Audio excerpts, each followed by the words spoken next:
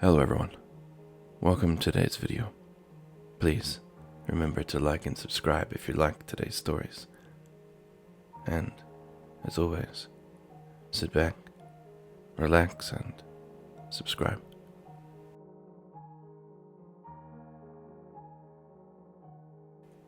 I'm honestly shaking and I just started writing this post.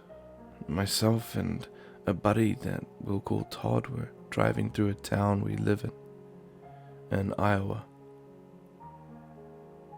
It was close to 12 or so at night and we were smoking lots of weed. He's only 15 and I'm 19 at this point.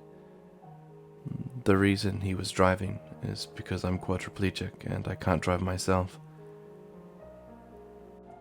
The sub I had installed was pounding like a mofo.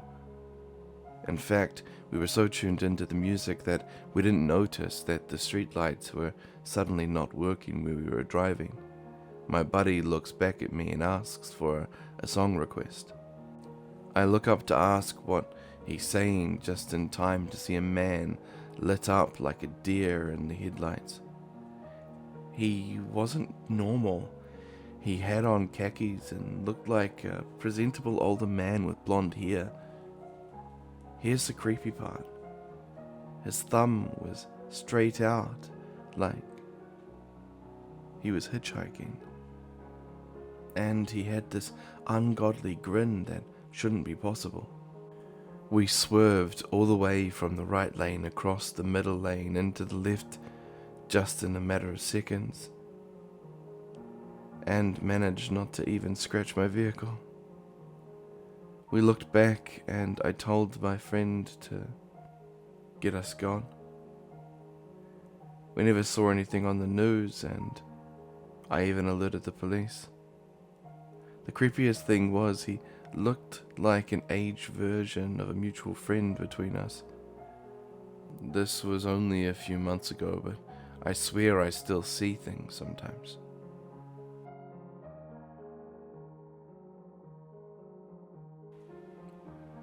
This happened to a friend of mine many years ago, and I'll try to relate it to you as best I can. Given the passage of time, I might not be clear on some of the details.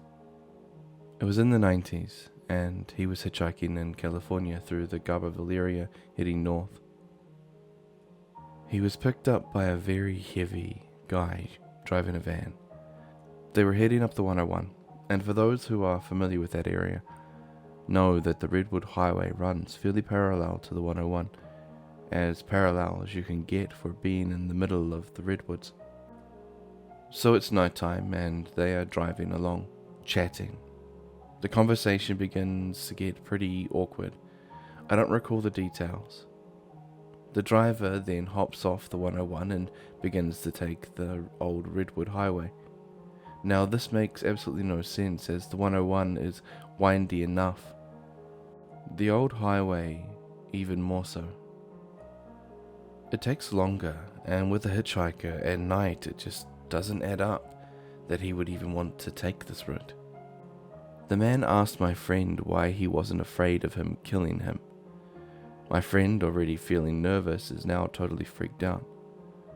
In an attempt to seem calm as possible, he replies, "Well, I don't know you, so how would I know if you wanted to kill me?" Trying to sound indifferent to the idea. The man begins heading up the old loggers road. At this point, my friend is losing it. He is thinking through all possible scenarios and how he can't get away. He had a pocket knife and considered stabbing him, but the guy was so large that he figured it would barely bother him. Knowing he likely didn't have long to make a move, clutching his backpack, he opens the door and jumps out of the moving van. He begins running down through the forest in the night and could barely see anything in front of him. He continued to run downward, back towards the main road, through the trees. By this time the man had stopped the van, hopped out and began screaming for him to come back. My friend continued to run down until he felt he was far enough away that there was no way the man would come after him. He crouched down behind a tree and waited watched as the man got back into his van and continued to shine his headlights through the trees, hoping to spot him. Thankfully, he was down far enough that the light wasn't shining that far. He stayed there until daybreak and then went back down to the main road to continue hitchhiking home. The story always stuck with me as one of the scariest I've heard. I always wonder if that man had ever harmed anyone else or attempted to. I'm so thankful he made it out unharmed and so glad that he risked jumping out of that vehicle.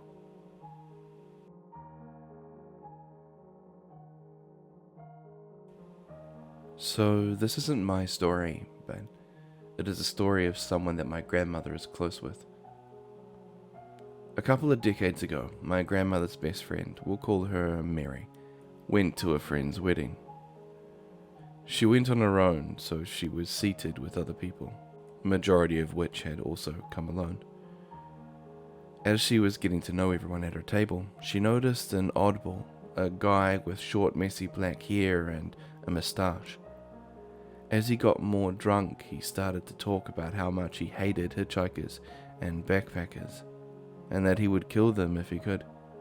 How annoying and invasive they are. Mary thought this was weird, and so did everyone else at the table, but they continued to listen. At this point, the man was really drunk and confessed that he had killed some backpackers on a pretty inactive road and dumped their bodies in a bush. Mary and everyone at the table just laughed this off as the ramblings of a drunk man, but Mary says that she now regrets not taking him seriously. A few years later, she comes to find out that the man that she sat next to at the wedding was an Australian serial killer, Ivan Millett. She says it still chills her to think that she sat next to a man who murdered so many people. That she sat next to a serial killer.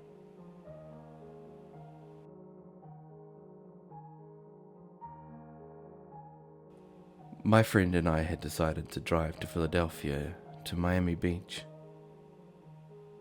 The car's block cracked in North Carolina. This was around 1975, although I could be off by 14 months or so. I thought it would be an adventure to hitchhike the rest of the way. I remember waiting all night on a godforsaken stretch of highway in Fayetteville, North Carolina. We got a 10-mile ride from some guy with a Prince Villet haircut, who upon dropping us said, "I'll probably see you guys in the morning on my way back to work." 9 hours later, sure enough, he picked us up in the station wagon filled with vending machine sandwiches. We finally got to the area around the border with South Carolina. That's when a guy, the spitting image of Bundy, in retrospect, stopped and asked us where we were going. When I said Miami, he said, "What street?" We were overjoyed that this young guy, a little older than us, was going to take us straight to my mother's house in Bay Harbor. Now I cannot prove this person was Ted Bundy, but what happened was creepy, and I've researched a little and found this happened at the time after Bundy's prison break in Colorado, and at the same time he was supposed to have moved to Florida. Anyway, after we got into the car, he offered us a joint. He didn't want to have any, but told us to tuck it up. Well, whatever was in the joint was powerful enough to almost paralyze both of us. He then began to start playing with the buttons on the radio, switching stations compulsively almost every few seconds. I began to feel paranoid because I could feel some weirdness exuding from the guy. I was in the front seat and my friend in the back. We went to a rest stop and he disappeared into the bathroom for about 1 hour. When he finally came back into the car, he said he had to detour to his bank and He started to take us through miles of small roads in Georgia. I remember seeing houses on slits in marshland. He finally stopped in the most remote location where there was a single building that looked like an abandoned tavern. We were still stoned. He got out of the car and went behind this building. I remember seeing palm trees and was shocked that palm trees were so far north in Georgia. He got back to the car and had these sunglasses on, and I noticed that he seemed short as he walked back to the car. He said he had to now speak with his lawyer and began talking about real estate law and the changes in the law that would allow development in this area. We drove for hours and hours until we got to Jacksonville. He pulled the car over in a strip mall-like area and told us that there was a change in plans. We had to get out here. We were exhausted and hungover from the angel dust or whatever was in that joint. We saw a bus station and took the bus the rest of the way to Miami. As I think back, I'm almost certain this man was Ted Bundy. I still see his face, and the time frame and locations were right. We were two men, so I don't think we were in danger, unless Bundy was considering killing men. I think he was just enjoying the mind fucking with us. Anyway, this is my story. I hope you have enjoyed listening to it.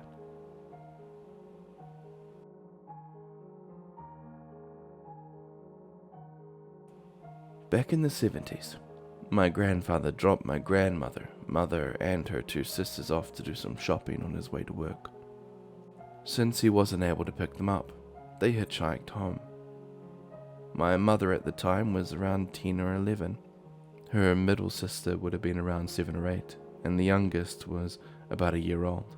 They get picked up by a guy in a pickup truck who has them all sit in the back and one of them hold the baby. My grandmother was giving directions to their home from the highway, but the guy ignored her and went by their exit, claiming he had to make a stop first. Didn't really say much else to them during the drive. My mother remembers my grandmother being very quiet and very nervous. Eventually they come to a farm. Driver tells them to wait in the car and goes inside of the house. While he's gone, they just sit there, terrified. They're in the middle of nowhere and know they couldn't make it out on foot. A few minutes later, the driver comes out with a second guy who looks into the truck and sees my mum's younger sister. He starts flipping and screaming that the driver shouldn't have brought the baby back. They aren't going to do anything with her and some other things that I can't remember. Ends up telling him to get them away from the farm. Driver gets back into the truck, apologizes, and they get back on the highway and drive again in silence. My grandmother, normally a very smart woman, had him drive directly to their house. Although I suspect her reasoning was that she had already given him the address before anything seemed off. They lived at the house for several years and luckily never saw the other man a second time.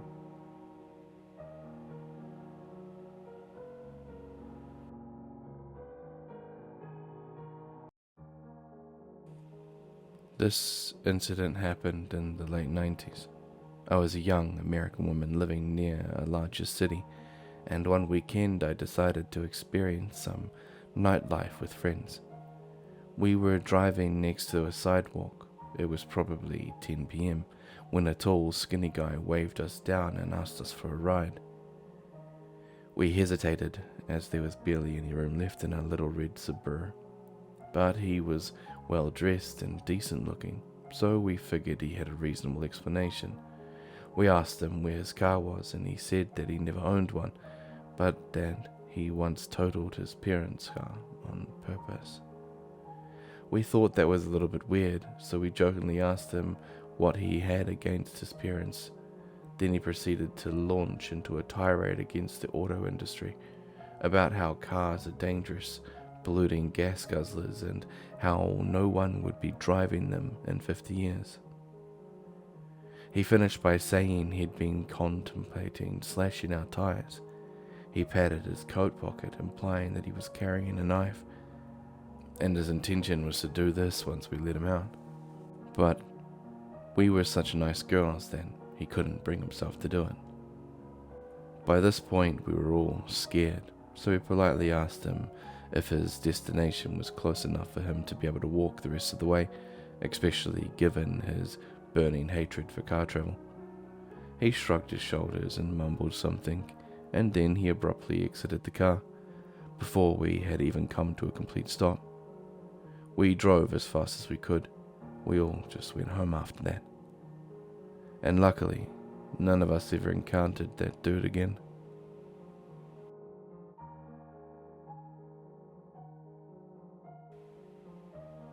This story did not happen to me, but happened to my grandmother. When my grandmother was in her early 20s, her and her friends decided to go on a road trip across America. At one point on the road, it was very lonely and no other cars around. Basically, they are in the middle of nowhere. A few miles after noticing that no one was around, they saw a man on the side of the road with a sign saying, "Going wherever you're going." At this time in my grandmother's life, you could say she was a bit of a hippie. So her boyfriend noticed the man and pulled over. The hitchhiker looked at the car as if he was trying to see who was in it. In the car was my grandmother, her boyfriend, and 3 girls in the back seat. The hitchhiker, after looking at the car, said, "Hey, my name's Chuck. Can I hitch a ride with you folks?" They let him in the car. Chuck started flirting and touching one of the girls' hair, and that's when my grandmother's friend said, "That's it. Get out of the car." My grandmother's boyfriend stopped the car, and Chuck got out of the car and started cussing, then saying something about him being a lot of fun or something. My grandmother claims he winked at her, which made her feel very uncomfortable. They then drove off. A few days later, they were at a diner, and the waitress offered them newspapers, and so they brought newspapers, and on the front cover was Charles Manson. I forget what the heading said, but basically this guy, Charles Manson, who was a convicted serial killer, would gain followers, mainly women, and then later he told them to go kill people. He also conned women out of their money. So a picture of Charles was obviously there in the newspaper's front page, and of course, they all recognized him. Chuck.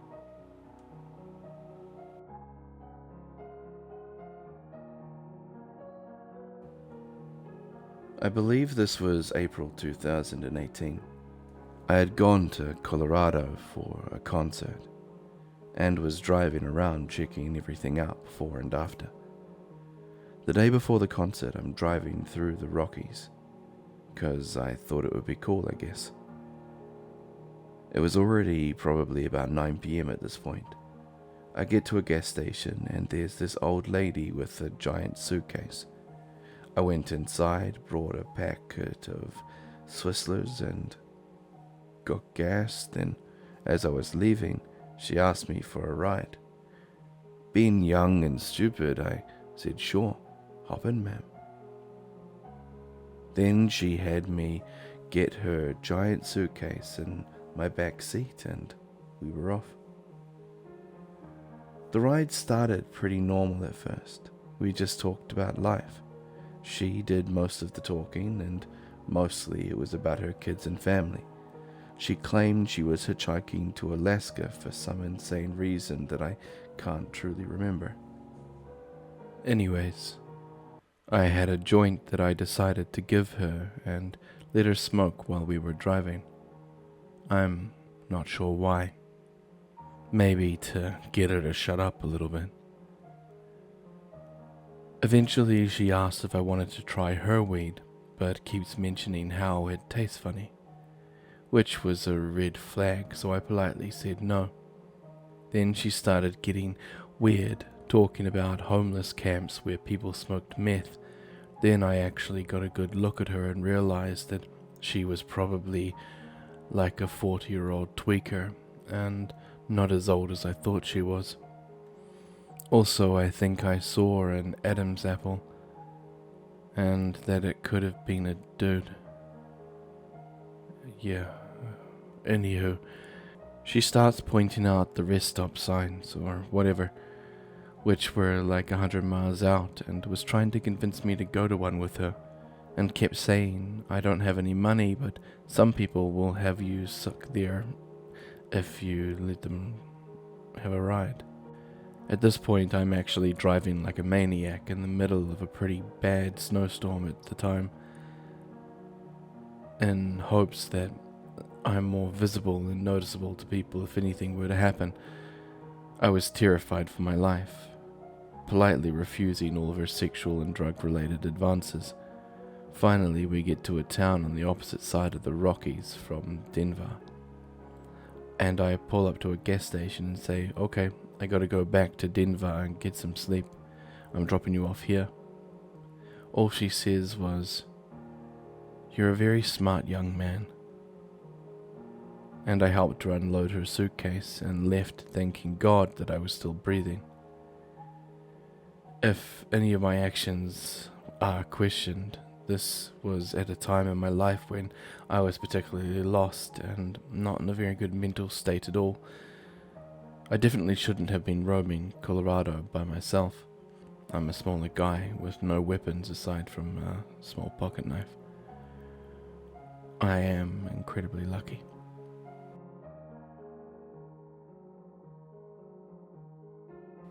So, one evening I was coming home from work and stopped at a pharmacy to pick up something. As I was walking out of the building, some guy comes up to me saying he needs a ride somewhere. Now, normally I would have brushed him off, but for some reason I was feeling exceptionally generous that day. The guy looked like he was down on his luck and in some trouble and just needed a quick hand to get back on his feet. After all, I would want someone to do the same for me. Plus, the area that we were in was considered to be pretty safe, so I let him in my car. First red flag. This guy would not stop talking, and he has this nervous, anxious look in his eyes. He clearly has something on his mind. I myself am not much of a talker, so his rapid speaking became glaringly obvious as the car starts moving. Second red flag. This guy is trying way too hard to get my trust. He talks about how he goes to church every Sunday and he hands me a card for the church. He demands that we exchange numbers and says then I'm free to call him the next day. But the final red flag came a bit later. So this guy's story is that he needs a ride to his car which broke down on a street. As I'm driving, I realize this is a little weird. Why do you need a ride to a broken down car? But as we keep moving, he says his car is actually on B Street, then on C Street. At this point, my heart sinks and I start to panic. I have to get this guy out of my car as fast as possible, but where? It's already pretty late. We are surrounded by dark neighborhoods. The guy might have a knife or a weapon on him, and then I realize his directions have been guiding me closer and closer to a much sketchier part of town. The guy pulls out his phone, mutters something inaudible in the other line, then says to me very loud and demanding, "Okay, we gotta pull up behind this Walmart. That's where the car is." I think to myself, are you bloody kidding me? His car went from Street A to Street B to Street C to a deserted car park at the back of a Walmart in the middle of the night. But luckily I see my charts. We are approaching Walmart from the side, so the entrance to the back and to the front are really close to each other. We go up to the back entrance and he screams, "Right here, man, right here!" But I inch a little bit forward to the front entrance. I have to wait a few seconds for some cars to pass. My heart is pounding and I'm half expecting him to pull out a knife or something else. The car passes and I drive up to the brightly lit Walmart front with plenty of people walking about. The guy just opens the door and gets out of the car without another word. I tried to help someone out and almost got carjacked or worse.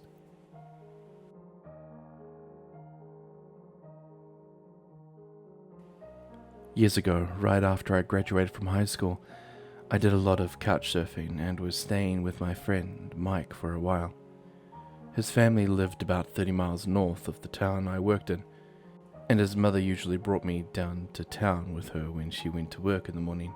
Mike and I would often stay late in town to hang out with friends, so we'd have to bum rides or hitchhike back if we wanted to sleep at the house. So on Friday, he and I stuck around in town too long and missed our ride back. We were young and brave, little tough guys, so we didn't think much of hitchhiking back. We hung around the interstate exit with our thumbs out and scored a ride with two really cool and obliging Jamaican Rastafarian dudes in an old Volvo. They ran us most of the way up the highway and dropped us off in a town about 5 miles from where we were heading. Everything was going well. We were happy we had made such great time getting this far. We walked up through the town, stopped for drinks, and headed out the north end to start hitching again. We get picked up pretty quick by a guy in his 40s, friendly with a Kenny G haircut.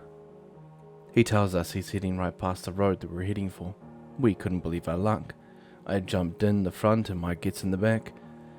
It's a big old boat of a car. As we come up on the turn, the dude puts his hand on my leg. I'm like, what the heck do you think you're doing? I push his hand off and tell him that we'll get out here.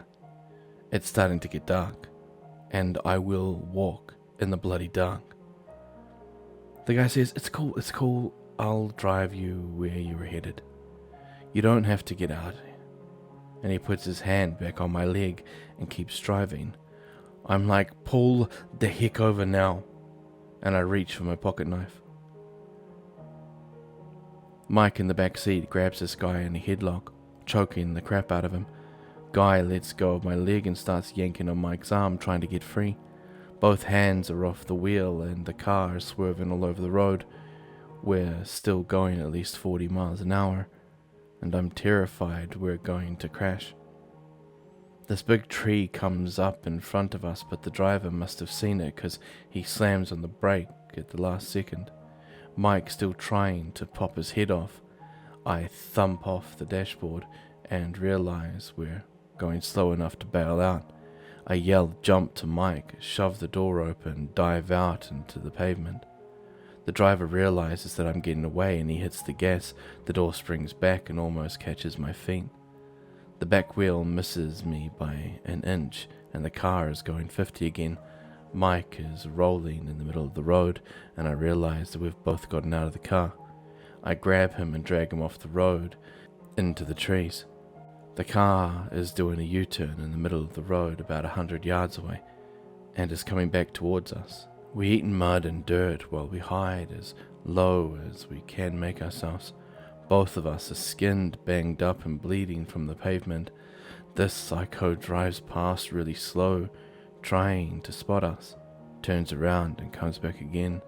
Every time he gets out of sight, we jump up and run through the woods heading towards Mike's parents' house, still several miles away.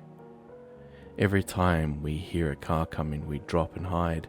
This car must have gone up and down the road a dozen times or more looking for us. It took nearly 2 hours to make it a couple of miles in the woods, in the dark.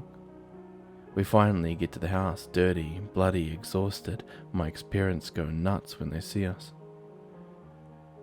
Mike's dad is a scary dude. He's huge, about 6'6", and has construction worker strength. He's got a beard down to his chest, and his hobby is pounding Budweiser with his friends until they're drunk enough to knock each other out. So naturally, instead of calling the police, he marches us down the driveway and makes us stand by the road as bait for the driver to come while he hides in the woods.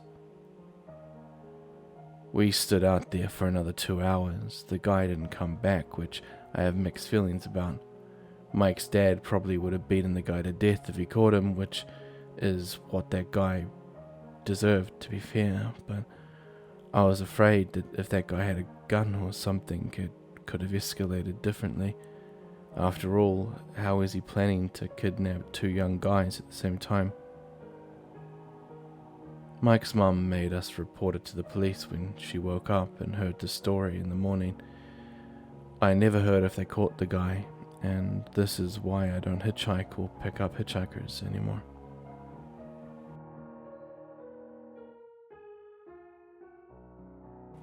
Hello everyone. Thank you for making it to the end of the video. As I said earlier, remember, like and subscribe, and if you've made it this far, maybe leave a little comment in the comment section below. Something about a shopping list. Anyway, be safe wherever you are, and have yourself an amazing night or day. And as always, I'm Grimm, and I'm, well, signing off.